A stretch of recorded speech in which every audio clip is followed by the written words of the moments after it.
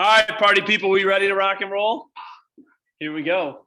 It's Tuesday, May 17th, a week before Memorial Day weekend. The market's heating up, and it's giving you some interesting things. So here's what I know. My challenge to you this morning is we've talked a little bit about this over the last couple of weeks, and I alluded to last week when we were looking at the data, is your perception is not your reality. And so we need people to hear that and see that. And I alluded to that I was going to go a little bit deeper. I'm not going to go too deep. I'm going to make this very surface level, and then I'm going to challenge the way you think in order to challenge the way you act. Because I think people are deceptive in terms of where the market is heading and how good the market is. And so we need to see that and understand it in order for you to change the way that you're acting, in order for you to be able to survive what's coming. Okay, survive in order to thrive is today's keys for success. So with that, though, I want to have one little caveat too. Good news, bad news. Good news is last week we celebrated a ton of people for capping. It was really awesome to see the amount of success people have had so far in the first quarter of the year. Bad news is the vendor who gives us all the KW Red books is back. He's been backlogged for about 6 weeks, and we're waiting for more.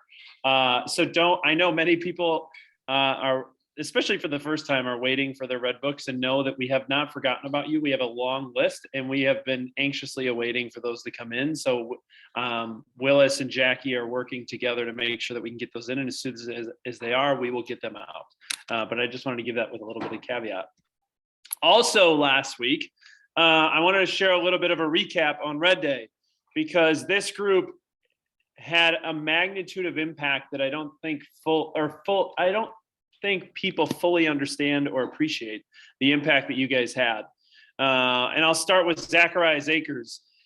We had an incredible group of about 120 associates across the 3 locations show up to Zacharias Acres to help and to give back. It was awesome to see. It was a ton of fun.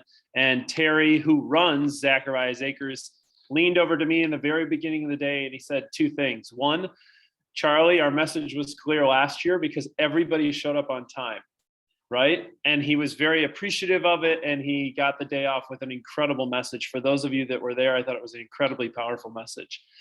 2, the other thing that he said was, it's interesting. He goes, I thought your group would have declined by 50%. And in reality, your group grew by 50%. Last year, we had about 60 people show up. This year, we had about 120 people show up. And I will tell you, for the 120 who showed up, and I heard from many of you, Tosh came into my office yesterday talking about how sore she was. It was not light work. And that was the whole point of Terry's message, is like, they really need many hands make light work, and they had a lot of work to be done. But I wanted to share a little bit about our impact on the day at Zacharias Acres last week, Thursday. We had 120 associates participate. In Terry's world at Zacharias Acres, this is the equivalent of what they usually get out of 10 corporate equivalent groups throughout the year that we had the impact of in one day. We planted 500 Christmas trees, okay? What you need to know and why that's important is they sell the Christmas trees for $120 a piece. That's their main source of fundraising and revenue. Those 500 Christmas trees will generate $60,000 in revenue for Zacharias Acres that will allow them the ability to serve 8,500 kids, the ability to come to Zacharias Acres, okay? Many people tended gardens, the vegetable gardens that need to be tended. Big shout out to Ross Treffer and Mark Fondo, who built a roof. They brought all their carpentry material, and they built a roof over the vegetable garden for the vegetable garden washing station, so that when kids pull up and it's 90-degree heat, as we saw last week, and they needed shade and they're sitting in wheelchairs, or they have someone helping them up, that there is a roof over their head as they wash vegetables. And there was a large group of us that cleared brush. And in 8 days, the weekend, or over Memorial Day weekend, they plan to have about 200 to 300 people out for their 5K run walk. So we had about 40 people clearing brush across their the area in which the trails in which the 5K run walk would occur, and to make sure that we cleared the area so that people in wheelchairs, walkers, and different things had a safe place for their run walk event that was coming up on Memorial Day. Having said all that, guys, for the 120 people who showed up, I sincerely thank you. The impact that you have on that organization is immense. And I don't think that we fully understand the impact that it has. And Terry and his group was incredibly grateful and incredibly appreciated. And hopefully you guys enjoyed the day spending time with each other. Now, we also had 2 other organizations that we supported last week for Red Day. We collected donations for Mr. Bob's Under the Bridge, right after Zacharias Acres. A handful of us went right over to Innovation, packed up 3 or 4 cars worth of clothes for Mr. Bob's Under the Bridge. And then we went up to Grafton to deliver and sort the clothes. Shout out to Tim Reardon, Jamie Bolt, Josh Shadler, Julie Koskinen with Focus Title, Kathy Riley. A handful of other people came up, helped deliver the donations to Mr. Bob's Under the Bridge to help fill trailers. And Mr. Bob's Under the Bridge, for those of you unfamiliar with it, delivers clothing to the homeless underneath the viaduct here in Milwaukee on Saturday mornings. And it's an amazing operation. The pants are sorted by size, sweatshirts are sorted by size, t-shirts are sorted by male, female, and they walk in and if you need something, you say, I'm a male, I wear size large, and you can get a pair of socks, pants, underwear, sweatshirts, and toiletries. So the impact that we had there, quite frankly, after a long day at Zacharias Acres, Mr. Bob wanted to hang out and drink beer with us in his warehouse all afternoon. And I was cashed. But he was incredibly grateful and appreciative for the impact that our group had on him. And then lastly, we also collected gently used, like I would say, dress-up clothes for Operation Dream. And Operation Dream provides clothes to those who need presentable first impression clothes for interviews or different things across Milwaukee. And as they actually came and picked the stuff up at our office last week, Friday. Operation Dream said we are the largest contributor of clothing to that their organization has seen or had in their time in being an organization. So having said all that, guys, I know we're in the middle of the Main market. I know the business is really busy and tight and tough, and there's a lot of pressures and stress. And hopefully for those of you who participated, you found it to be an uplifting experience, an experience that provided you a real sheer sense of gratitude and uplifting your spirits and getting to be a part of the community and sharing in it with others. So guys, thank you for everything that you did to make KW Red Day an incredibly, incredibly phenomenally successful day. So thank you guys. All right, with that though, one of the 2 things I wanted to share with you along with Red Day in terms of sharing gratitude and things like that. LinkedIn came out with their top 50 companies to work for in 2022, and Keller Williams nationally made that list. And I think it is an incredibly honor. It also talks about the level of engagement our associates have and their partnership and trust in partnering with the brand. And with that locally too, again, I'm extending a sincere amount of gratitude to you guys. For the 5th year, we were recognized as a top workplace in the Milwaukee Journal Sentinel poll. And here's the one thing I would tell you about this poll that really I appreciate the most about our group. The average, and the way this works is there's a company called Energage that does surveys, and they send the surveys out. And you get them, and it doesn't come from us, and we don't see the responses, and it's all anonymous, okay? The average response rate across all of Energage is about 8%. So companies who apply to be a top workplace, they submit everybody's emails, then Energage sends them out to their entire workforce population, and about 8% of the population responds, okay? We had over a 50% response rate to the email into the survey. And to me, what that tells me, and which I'm very grateful and appreciative of you guys, and what it means is, it means that you appreciate the partnership and trust that we have in each other. And I'm incredibly grateful for the fact that that response rate is directly correlative to, like I always say, agents vote with their own 2 feet, right? There's nothing that ties you to us. There's nothing, we have to deliver on our value proposition every single day in order to earn your trust and respect, to continue to work together, and to have a 50+% response rate on the top workplaces survey is an incredibly indicative to what I would consider, and this is a big shout out to our team that serve you, the associates, every day. It's really a kudos to that group in terms of the engagement they have with you and the ability to serve your businesses. So guys, thank you for your participation in that, and thank you for the recognition of what we do every day to try and help and serve you guys. Cool. All right. One other thing that I wanted to point out, guys, the North Shore Grand reopening event is coming up Thursday, June 2nd. It's the Thursday after Memorial Day. We have great things lined up. We have musicians for United Performing Arts Fund that will be participating. We have great food and drinks lined up. Guys, please, I would encourage you, please utilize this in however you wish, either as a client event, as a co-broke event, however you may wish.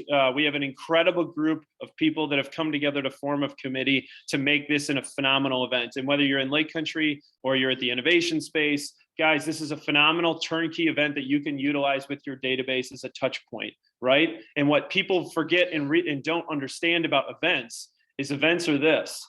It's pre-event, post-event, or pre-event, during event, post-event. During event doesn't matter. It's what you do with the event to drive engagement with you and your brand pre-event, and what you do to drive engagement with your brand post-event. And this is a turnkey solution for you to tap into your database to invite people to check out the new space and the reinvestment that we've made here on Silver Spring. So I know Sydney last week sent out some social media graphics and assets that you can utilize within your database, and really simple turnkey things that you can utilize within your social media. It should be a phenomenal event. If it's indicative of anything that we've had in terms of what we did at the innovation space, or even what we had done in the Lake Country space when it was our grand opening, I know it will be incredibly successful, a ton of fun, and it'll be a great way to engage the community. So be on the lookout Thursday, June 2nd from 4 to 7 p.m. All right. One final thing from a people standpoint, we are continuing to look for great talent to help serve our group over in innovation. So if you know of anybody that's looking for a new gig or wants to join our team on the leadership team, we're still searching for an incredibly positively radiant person to help join our team. If you're interested in learning more about the opportunity, please reach out to Josh Shadler for more information. All right, Lindsay, with that, what's the showing time hack that these guys need to understand around accessing listing documents that they may or may not know about? Good morning, everybody. So this is just a really great feature within showing time that a couple agents brought to my attention, and I just want to share with the entire group. So within showing time, every single agent has the opportunity to upload all of your listing documents into that particular listing. So what this does is, once an agent requests a showing on your property, all of those attachments that you've uploaded are then automatically emailed out to that showing agent. So once that appointment is requested, they receive an additional email with those attachments. And so in order to upload those documents, all you're gonna do is you're gonna go into showing time, you're gonna click on that listing. Over on the left-hand side, you're gonna see an attachments button. So on the screenshot here, you'll see that attachments button. You'll click on add, remove, and then you'll be able to upload either PDF files, PNG, JPEGs, any sort of files that you want to include for that listing, and then have those sent out to your to that showing agent. So it's super simple and easy to do. It's just that extra step if you want to just have those documents more easily accessible for those showing agents. So they don't have to kind of look around in the MLS to find those. Those are going to be directly sent to them in their inbox. So an example of what that email looks like. So again, this is just an additional email that showing agent is going to receive. So it'll say additional documentation for your appointment. And then you'll see in like the orange link there, that's where the list of those attachments are going to be available. So really simple, really easy to just upload those documents into your listing in showing time. So that's it. Thanks. All right, sweet. Thanks, Lindsay. All right, here we go. Sheriff Reed, we got some compliance update for the group on some things, some funkiness that we're seeing and feeling in the marketplace. Sheriff Reed, what do these guys need to know? Good morning, everybody. Yeah, today's topic I brought up, it's been happening. This is more of a reminder to those of you who have listings, and whether you're getting multiple offers on your listing that just hits the streets, or you only are getting one offer or whatever. this is sort of a reminder on what your responsibilities are servicing your client and taking care of the co-brokes community that we work in. So some of these questions that have been coming to Steph and to me regarding multiple offers or trying to work with the seller during this kind of hectic season. Can the listing agent hold all offers until a certain date published in MLS? Can the seller respond to an offer before the certain date in MLS? Can the listing agent write his or her own offer during this time? Can the listing agent prioritize the offers to present to the seller? Must the seller initial rejected on an offer received? Must the listing agent inform the buyer's agent of the status of their offer? And how do they do that? And after acceptance, can the listing agent inform rejected buyer's agents of the winning terms? These are samples of questions that we're getting. And just to review quickly, I have the answers in the next few slides, but before I get to those, the thing about presenting an offer and the date that you put on presenting the offer. You can put it in MLS that all offers will be received no later than. You can say all offers to be reviewed by the seller at a certain date and time, say Sunday at 6 p.m. Or you can say nothing and let the free market work as it does. Whatever you say, you have to abide by that. And what's going to happen is that the seller, the agent, will get offers, say they are going to receive no later than 6 p.m. on Sunday. The listing agent will get an offer that says, my response date is now. I mean, you have to respond to my offer now, Saturday morning. I don't care when you're presenting offers, or my offer is no longer valid. What does your seller do at this? Hey, Joan. Yes. Give me a little more oomph in your energy. We got to hear you a little louder. Oh, what I'm trying to say is the how you respond to the offer with your seller is according to what you put in MLS. So if you go against what you put in MLS, you're going to get a lot of complaints, and MLS is even going to step in. So whatever your instructions are in private remarks, make sure you follow them. If you get an early offer, you can always counter it, so you don't have to abide by that date. Can the listing agent write his or her own offer? No, you have to rely on the public and give them first shot at it. Can the listing agent prioritize the offers to present to the seller? No, your opinion is not important. You're to present all offers fairly, objectively, and let the seller make the decision on which ones they think is important. Now, if you want to go to the next slide, Charlie.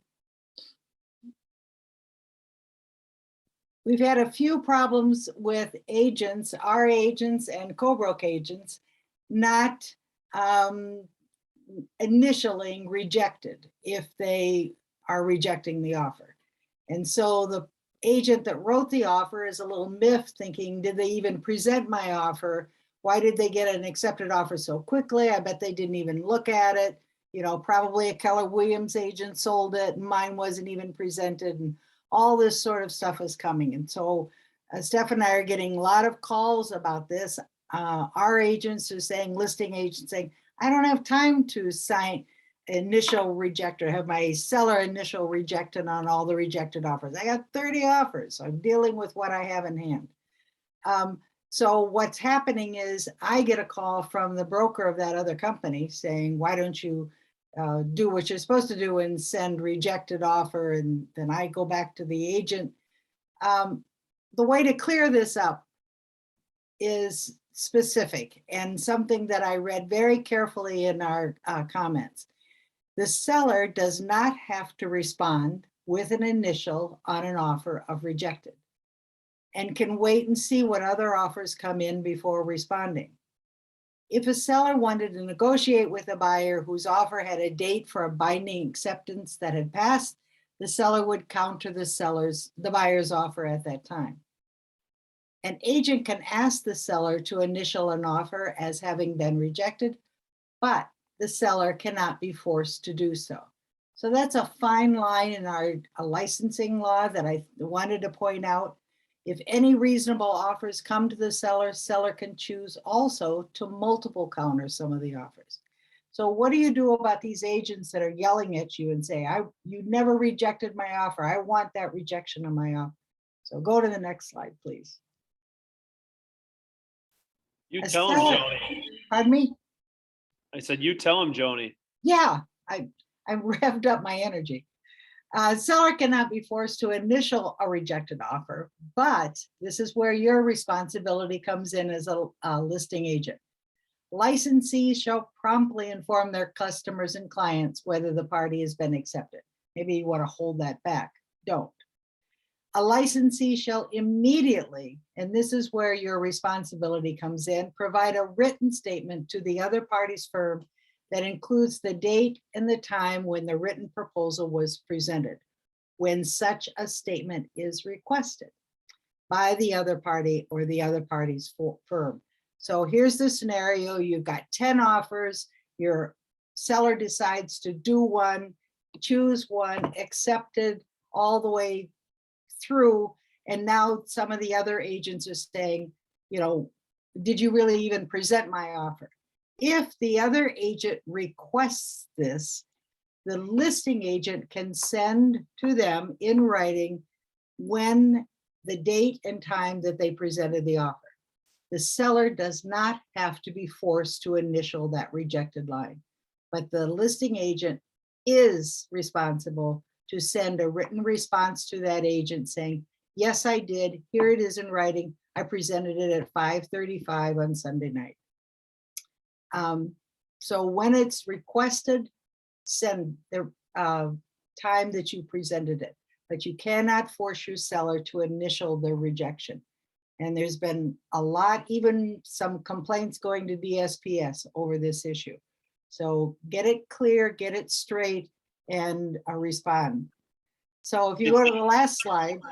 Yeah, Joni, one of the things I would just reiterate, because we've actually dealt with 3 or 4 of these already this year, Yes. and one very recently, where you have a very uninformed co-broke who then wastes our time Yes. defending a DSPS complaint because they are uninformed. And so the reason why we are utilizing this to inform our group is so that you are the most informed. And if you are challenged as a listing agent, that you can pull this out of your back pocket and tell them to go, be better at what they do. That's what I should have said. Yeah, that's what I meant to say. Yeah, there's nothing that irks Joan and I more than chasing ghosts for something of someone who's ignorant at what they do. Exactly. So this is what I've been hearing. Buyer's agents still want to know what they did wrong. Listing agents still want to promote their listing while offers are coming in. So we hear listing agent, even one in this office said, I have 5 offers at the table over list. Don't put that out there. That's revealing terms of an offer.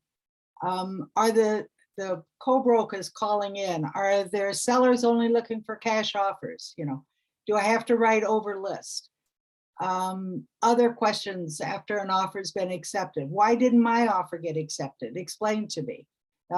Teach me, let me learn for next time. What was the winning factor? Why did I lose out? Was it just price? All of these issues are surrounding around sharing the terms of an offer, which is strictly forbidden.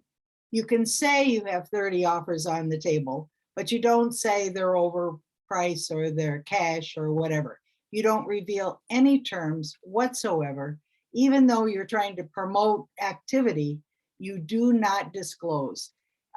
We had one co-broke agent send a list of questions to the listing agent on what they wanted to know. Were there any VA loans? Did they have a chance? Was it over list? So just keep remembering, if you're the listing agent, all of the terms and all of the accepted offers that you have are confidential. The only thing you can talk about is how many offers you have You can't go on any further than that, even after an offer has been accepted. The only time those terms that are released are when the property is sold. So keep that in mind. I'll keep supporting you when I get these cranky calls from other co-broke agents. But in the meantime, I want you to be the educated agent. Good. Perfect. Sheriff Reed, thank you for your oomph.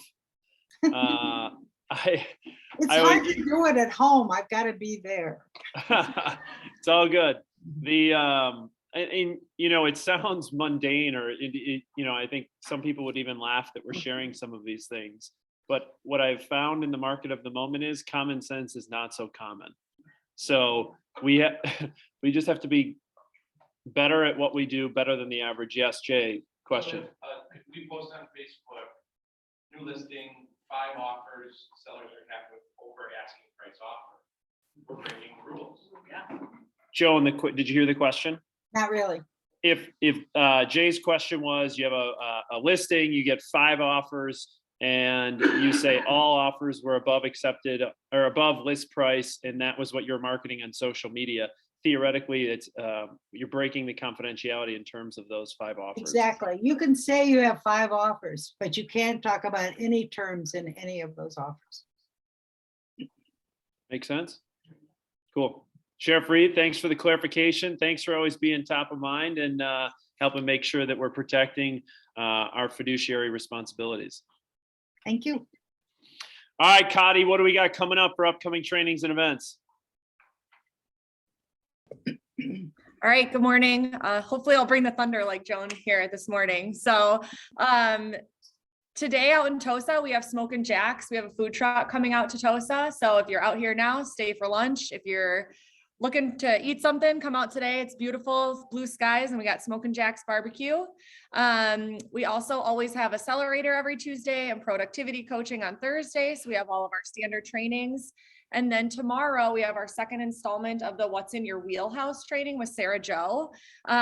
So this is a new concept that we're doing in this business. We're always learning something new, whether you've been here 3 months, 3 weeks, 30 years, however long that is. We really learn a lot by sharing with each other what we learned that day. So join Sarah Jo, whether you are brand new and just learned a CMA trick or learned something with an FHA loan. This is all about just mind share and sharing things that you've learned and becoming an expert on, whatever interesting topic you've kind of felt out this week. So that's going to be the first and third Wednesday at 12:30 in the North Shore with Sarah Jo. For those who are on the Maureen and Friends, that's this Friday at 10 a.m. So Maureen does have a special guest this week. So if you're a part of that group, you should have received an email link with the Zoom for this week's installment of Maureen and Friends this Friday at 10 a.m. Charlie, if you want to skip ahead, I think we have a few other things to talk about coming up this month. Win-win negotiations is May 23rd from 1 to 5 with James Shaw, who's of the master faculty. You negotiate every day with buyers, co-brokes, vendors, the list goes on and on. So James is talking about how to learn negotiating tactics, when and how to use them to always get to win-win outcomes. So link to register for that. It's gone out a few times and it's also linked directly on the training calendar on our website. Lastly, we have open registration for Mega Camp. So Mega Camp is back after 2 years of being virtual only. We're back in Austin in August. So come get hot in Austin in August. Really such a fun event. A great opportunity to mind share with other people from across the country and kind of learn not just how we do things here in Wisconsin, but really get to kind of learn other ways other people are doing it from across the country. So they are doing it different this year. You'll notice it's Mega Agent Camp and not Mega Camp. They did split up leadership and agent camp. So it's all about the agents for the first time. So every single session is going to be led by Gary himself. And it's all about the agent and not about anything else to do with Keller Williams and leadership and all of that. So Mega Agent Camp, August 23rd, 24th. Early bird tickets are on sale now, and it is a virtual option as well as the in-person Austin option. So that's what we got for training and education. Guys, here's what I tell you. If you want to learn how to grow and scale a big business, you want to tune into Mega Camp. Why? It's not average camp. It's Mega Camp. It's the top 1%. You want to learn how, I mean, Jay talks about this all the time anecdotally of the way he's scaled his business. He's done it by learning from those who did it before him. How Rick Rubin scaled his business. He learned it and did it from those before him. How Bruce Gallagher did it. All these guys did is they learned from those who are running bigger businesses than what they've run. And in order to do that, sometimes diversity of thought and diversity of approach is very important. How do you do that? You get it from those that aren't doing it in Milwaukee.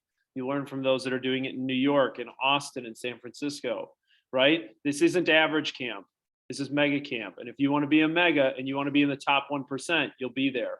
The other thing is that I totally appreciate and respect about what they do with these panels now is they're not strolling the person out there who has the biggest spend or ad budget on Zillow. They're strolling people out there, and the qualifications in order to get on stage, you have to send your P&L.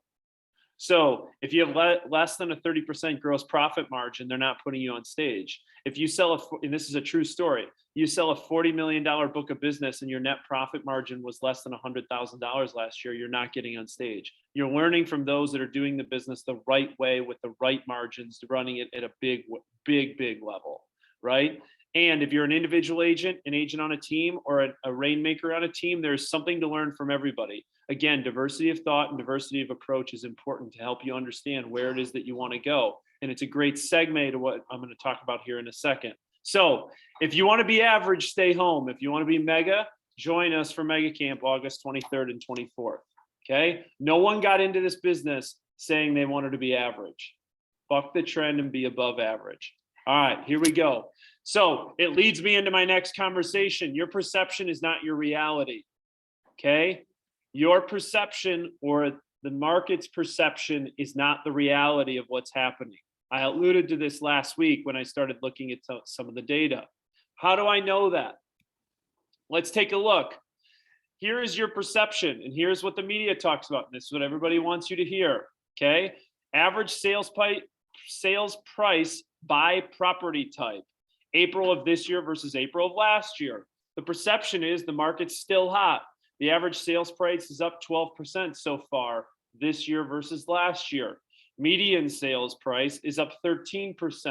Okay. And again, we were projecting to be up about 9 to 10%. So the fact that we're up about 12% on average and 13% on median, the perception is the market's hot, hot, hot, hot, hot. Okay. Here's something you also need to know, and this is a very, very interesting fact point for you. Oop, I'll go back to this next. Months of supply inventory, okay? This is broken out by price range for you. What do you notice on the far right? Months of supply is growing, which also means days on market is getting longer, okay? When you look at this by price point, 0 to 100,000, up 71% on, or 72% on months of supply. Now, months of supply is still low. Remember, a balanced market is 6 months of supply. So 2.6 months of supply on less than $100,000 home is still very, very tight from an inventory standpoint, but months of supply are up 71% versus last year. And you can go all the way down the line from a price point by price point by price point. Now, when you look at this from the far left to the middle column, it doesn't seem like it's that major of a difference. The reason I'm looking at the percentages is because things happen slowly and then things happen suddenly. Okay, that's a caveat to, or that's a little, what do they call it? Foreshadow for what's to come in this conversation. Okay, now let's take a look at this. Lag metrics versus lead metrics. I went back the last 5 months. Okay. Here's what I know. Coming out of last fall, everybody was sitting high on their horse. Okay. Everybody was feeling pretty good about where the market was. Here's what happened. I stopped paying attention to closed units. The two most important metrics that I started looking at, and I have always looked at, is listings taken units and contracts written units on the buyer's side. Okay. And this is a month by month over the last 5 month trend line, so you can see what's happening. Okay, because what happens is if listings taken units are down and contract written units are down, what happens? The inevitable is closed units are going to be down. So when we sit here in April of 2022 and closed units were down 14% versus last year, we shouldn't be shocked. Why? Well, listings taken units were down 17% in March and contracts written were down 13% in March. Okay, February was down 4%. Okay, contracts written were up roughly flat. In January, contracts written units were down 13%. If you just look at the first quarter alone, what did you think was going to show up beginning April, May, June? Okay, it's shifting. The media is not talking about it. No one's paying attention to it. But what happens is this. It's not about the market. It's about what you do and how you respond to it. How many of you are golfers? Okay, sort of. Okay, let me ask you this. Stillman, you're in music, right? You have a metronome? And what happens with the metronome? It does, but what happens? It goes like this. Click, in real slow motion. It goes click, then momentum has to change, and it goes click. Think about your golf swing. Your golf swing, you go back. If you do it in slow motion, you effectively pause at the top of your golf swing, and then all of a sudden you swing through suddenly. Now, think about our market. We're in a seller's market that's transitioning to a buyer's market. What happens at the top of the market? Everything pauses, okay? And then everything starts moving so slow that suddenly the entire market shifts. Okay, think of a metronome. It goes like this. What happens? Every time I clap, though, there's a pause. And then there is a sudden change of direction to get to the other side, and there's a pause, right? Think of your golf swing. You get to the top, you pause, and then suddenly you accelerate the club face down, and you finish on the other side, okay? The examples are all over the place in this world. Things happen very, very slow, and then they happen very, very fast. And if you don't realize when the slow begins, you'll get caught in when the fast occurs, okay? And then you'll get the washout, okay? And so here's what you need to know. What are the causes of shifts to occur? There are global causes, there are national causes, and there are local causes. Global level, you have currency exchange rates that start to skyrocket, and you have political climates that are a little bit unrest. Do we have both? Yes or yes? Okay. National level, do we have increasing inflation and increasing interest rates? Do we have yes or yes? Okay, perfect. Now, here's why you aren't feeling it yet on the local level. In Milwaukee or southeastern Wisconsin as a whole, population actually continues to rise slightly. The labor market still continues to remain really, really strong or really, really tight, depending on how you look at it. And household income is rising because of the tight labor market. Okay. But things happen where? They happen at a global level, then a national level, then a local level. Okay. What happens is they happen on a global level, then they happen on the coast, and then the coasts get into Chicago and the Twin Cities, and then it gets into Milwaukee. The story is tried and true, okay? I'm just telling you that because you need to start to see the slowing effect of momentum going the other way so you don't get caught in the suddenly phase. How did you go bankrupt? Slowly, then suddenly. Slowly, then suddenly, okay? So here's what happens when shifts happen. You have 4 of the 6 or 4 of the 7 metrics occurring right now. Fear starts to set in. How you respond to the fear will determine your long-term outcome. How you respond to the fear will determine your long-term outcome, okay? So here's what you need to know. In order to survive, you have to go through 2 phases. You have to survive, then thrive. And here's this law of equilibrium, okay? And the law of equilibrium goes like this. I'm going to start here on the left and I'll go to the right. The left is available income. This is deal activity, okay? Deal activity is high. Gross commission incomes are high. Everybody in the media is talking about it. All your friends at Sendix are talking about it. You're talking about it at Pandals, whatever it may be. Available income's high, okay?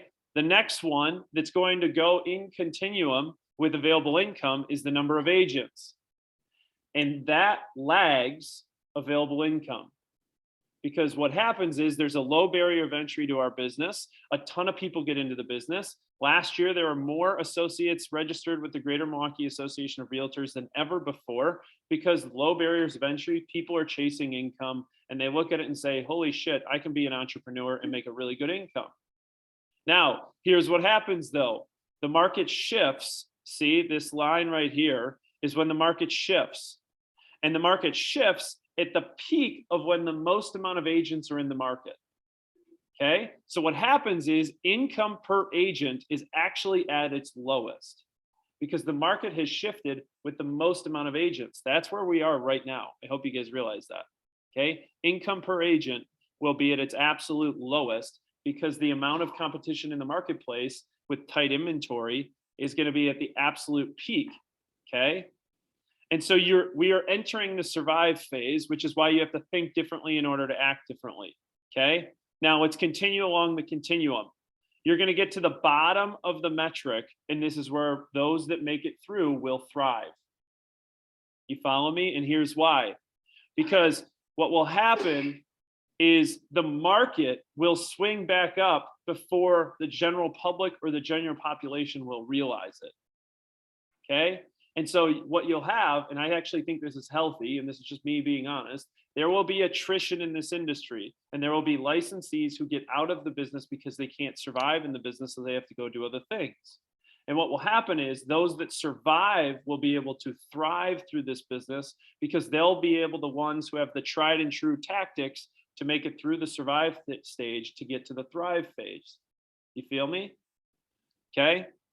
So as we go through this in the law of equilibrium, perception lags behind reality and two periods show up. We call it the down lag, where the number of agents doesn't actually decline until the number of transactions has already been dropping for some time.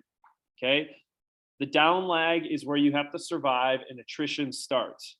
Low point of income opportunity is when the most amount of agents are chasing the least amount of income, which, by the way, hint, hint, is exactly where we are today.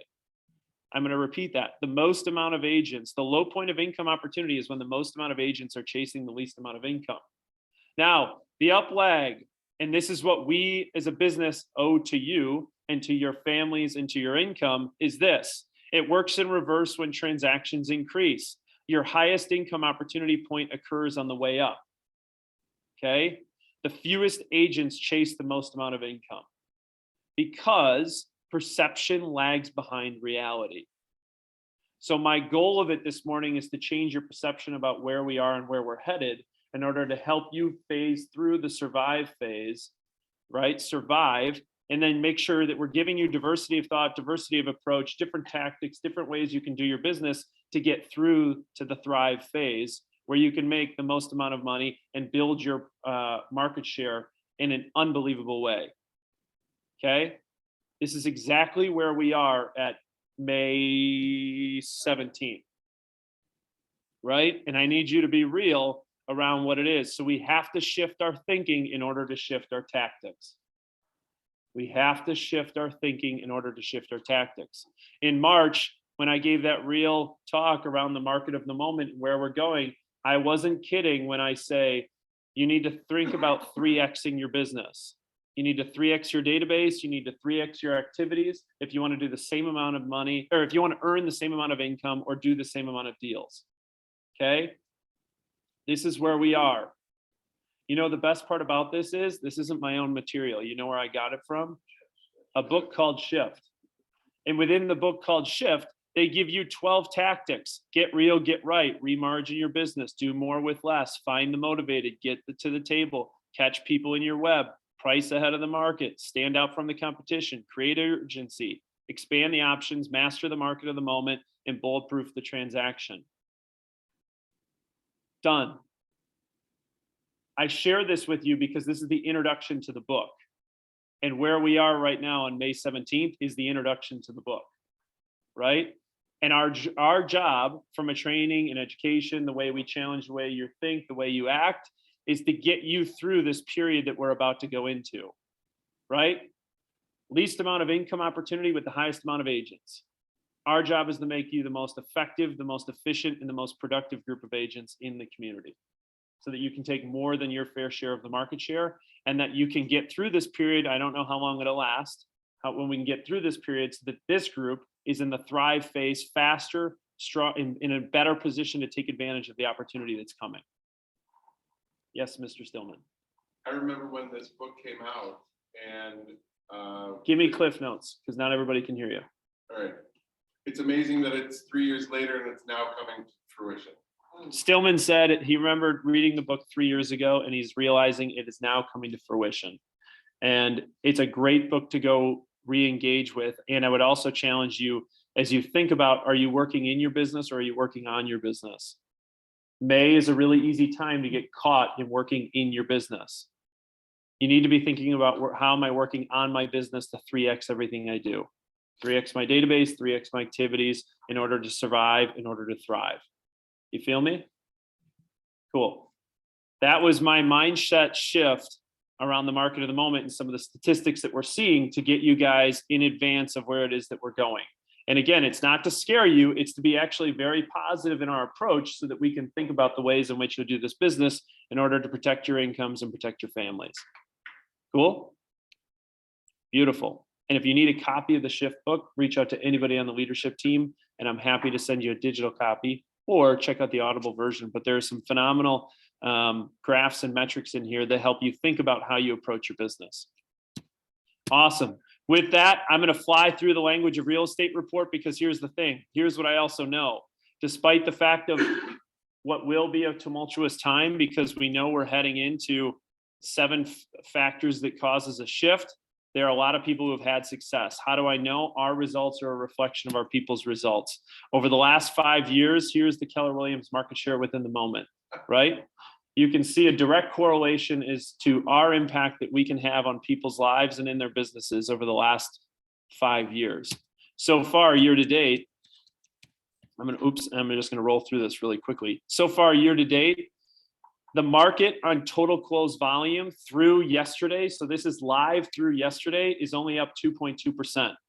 KW Associates as a consortium, again, our results are a reflection of our people's results, are up 19%. The remaining top 5, everyone else is down. Shore West as a brand down almost 8, First Weber down 13, Remax down 11, Coldwell Banker up 17, Realty Execs down 14, and then you can see the rest of pretty much the top 10 to 15 there from there. Again, we will help you continue to think about diversity of thought and diversity of approach to help you thrive in this current market. I'm just curious, how quickly are EXP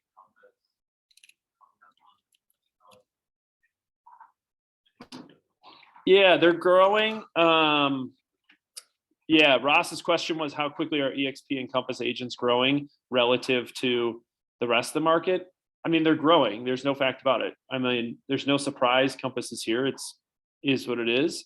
They're growing off of small bases too, right? Like the KW up 20% off of a base of about 2.6 billion is pretty significant.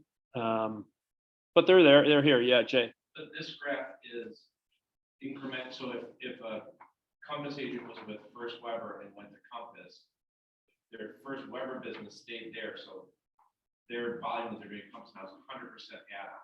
Correct. So that a First Weber agent that went over could be down 50% in their year-over-year business, but it's showing 100% increase in Compass. Correct. Yes. And to Jay's point, when an agent transitions, the brand takes the hit, the agent doesn't take the hit, right? So seeing Compass up 100%, well, if you dig into some of those details of those numbers, it doesn't necessarily, it's not correlative or effective to what the agents are seeing as it relates to their personal businesses, right?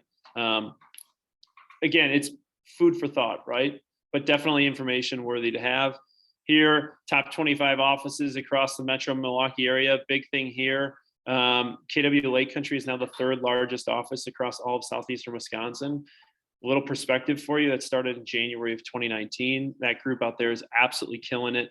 And then here, this is probably the most effective stat line. Again, this talks about agents' level of productivity versus the metro MLS. And And again, success is outpacing the market average. Here is across both lead metrics and lag metrics in terms of level of productivity that our group and our associates are having versus their peer group, right? So when we look at closed units, for example, down 1.3% for North Shore and Innovation. Yeah, you never want to see a down number, but when you consider that the perspective was the market was down 14% in April, and overall year to date, the market's down 5%, it's significantly better production versus the peer group, right? The other one that I think is most important, if you look at the market so far year to date, listings taken units are down 7%. This group's up 11%. Really, really, again, you talk about who you surround yourself and who and where in which you're ideating and talking about ways in which that you can think, pouring into the group around you is a really, really effective strategy, right? And I'll share, just jumping in here, when you look here across the Lake Country group, I mean, this group out there is killing it. The group out in Heartland. So shout out to the group out in Heartland. When you look at some of the results here of, I mean, just simply even listings taken unit, closed units up 41% versus a market that's down 5%. Listings taken units up 6% in a market that's down 7%. Really, really productive and effective results. So guys, kudos to you. Kudos to everything you've done. And there you go. One last thing I'll leave you with is it's May 17th, which means May 21st is coming up very, very soon. We had an absolutely phenomenal conversation with Jay, Janine, and Kevin Gardy last week on Wednesday. Really fast-paced, action-packed 45 minutes of what I call meat and potatoes content, all around how these guys have taken advantage of the profit share opportunity of your passive income. If you want to learn how to do it, here's what I know. April, we're going to give away about $50,000 in the form of profit share in the month of April alone. This year, year to date, we've given away $180,000 that will all be paid out by May 21st. Someone is getting this money. It's just whether you're taking advantage of it or somebody else is taking advantage of it. And Jay, Janine, and Kevin, all who have really built their profit share trees within the last 3 years, shared what it is that they do and how they do it in order to effectively build meaningful relationships and helping people see the opportunity at KW. So just a little plug there. That training is available on the YouTube channel if you want to go back and check it out. Awesome. Guys, that's what I know. If you want to, you got to first go through survive phase in order to get to thrive phase. We will continue to help you, give you the tools, resources, and remove obstacles and barriers of entry for you in order for you to be efficient and productive to protect your incomes, because the opportunity comes at the lowest point of the market once the market has had the attrition phase of agents getting out. And that's when the highest per agent income opportunity shows up. And that's what we're heading into. And that's what we're excited to be able to head into, because we know that we've done it and we will continue to do it for you and your families. Guys, thanks for showing up. Lake Country crew, I'll let you jump over to the Lake Country meetup. North Shore crew, I'll jump over to new listings and buyer needs. Guys, have a great day. Thanks for showing up.